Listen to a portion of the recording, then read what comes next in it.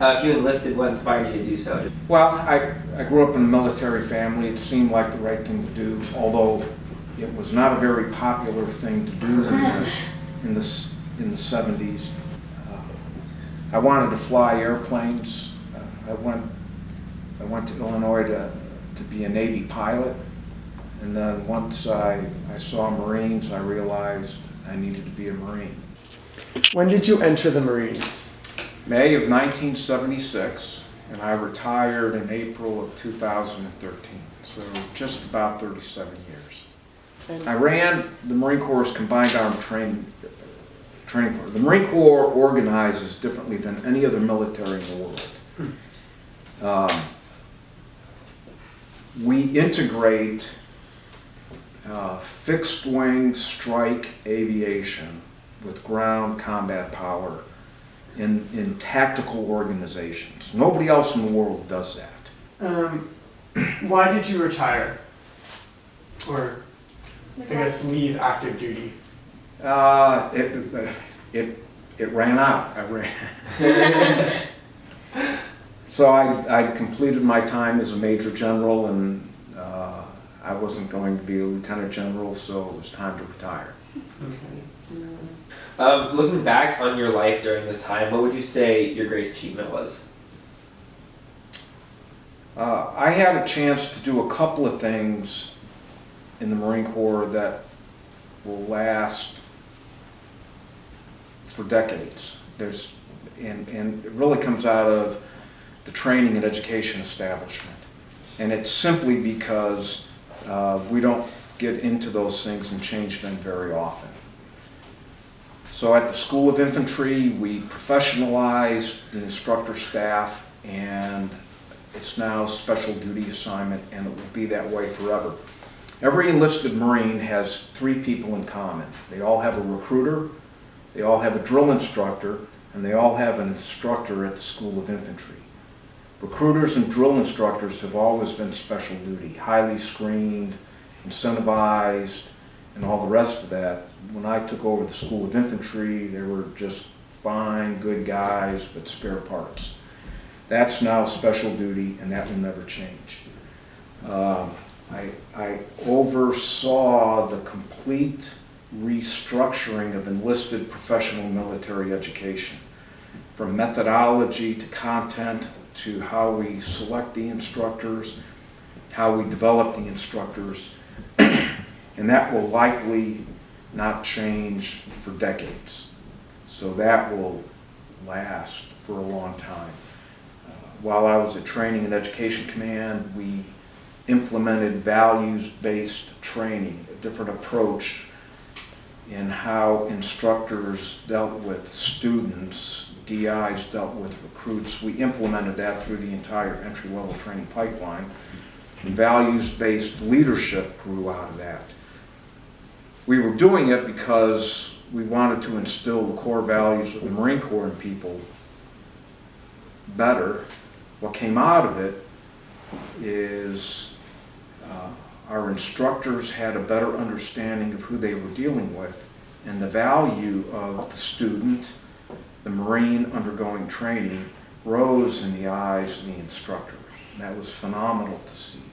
Values-based training, values-based leadership will be with the Marine Corps probably forever.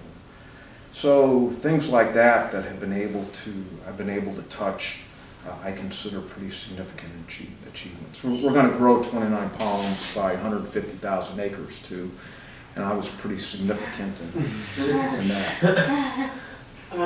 So can you describe like the various positions you've held within the military? Sure. I commanded a rifle platoon. I commanded a rifle company in Okinawa.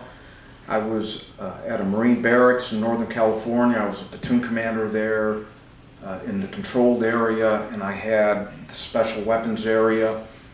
I commanded a rifle company. I was a logistics officer of an infantry battalion, an executive officer of an infantry battalion. I was the operations officer of an infantry regiment. I commanded a deep reconnaissance company. I was the assistant operations officer of a fighter attack aircraft group. I was on Naval ROTC duty as an instructor. I ran the program at Headquarters Marine Corps. I was at U.S. Special Operations Command and Policy. I commanded the School of Infantry.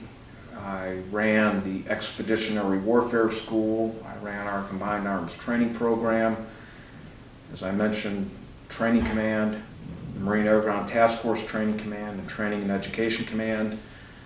I was at U.S. European Command as a Deputy for Strategy, and I finished up at Camp Pendleton. I was Commanding General of the 1st Marine Expeditionary Brigade and Deputy Commanding General of the 1st Marine Expeditionary Force.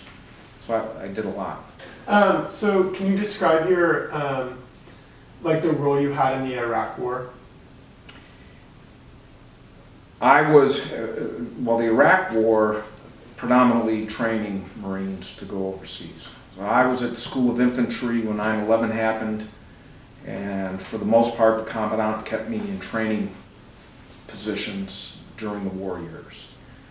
So mission rehearsals for the war, I was responsible for the transition and training from Iraq to Afghanistan. What changed in the military after 9/11? Wow. I think everything changed. We were at war for real, not, you know, the short war, the first Gulf War, not Grenada. Our time in Lebanon, we spent a couple of years in Lebanon, that was a little bit profound, especially after the bombing at the airport in 1981. That affected the Marine Corps pretty significantly. You know, you're always serious, but the sense of urgency when there's a war. So the focus was greater. Our training was good, it was tough. It changed by an order of magnitude. A lot more shooting, we accepted a lot more risk in training. We altered how we did training. For example, our mission rehearsals before we went to Iraq and Afghanistan were completely immersive. We would have Marines operating in environments. I mean, we built Iraqi villages and Afghan villages at 29 Palms. We put role players out there. We got Iraqi Americans or Afghan Americans dressed, whole scenarios. In fact, talking to wounded Marines, the most significant question I had for them was whether or not they saw anything in either Iraq or Afghanistan that they did not see in training. And to a single person, nobody said anything other than, nope, nothing surprised me. So we went from kind of general training, not knowing where we were going to go, to very, very specific training. I think those were kind of the big things. So I think there was a little bit of confusion when 9/11 happened. I think the recognition that we were at war hit pretty quick. The problem was we'd never been at war with something we couldn't see. And we couldn't see the terrorists. It's not like it was the German army, it wasn't like the Japanese Navy.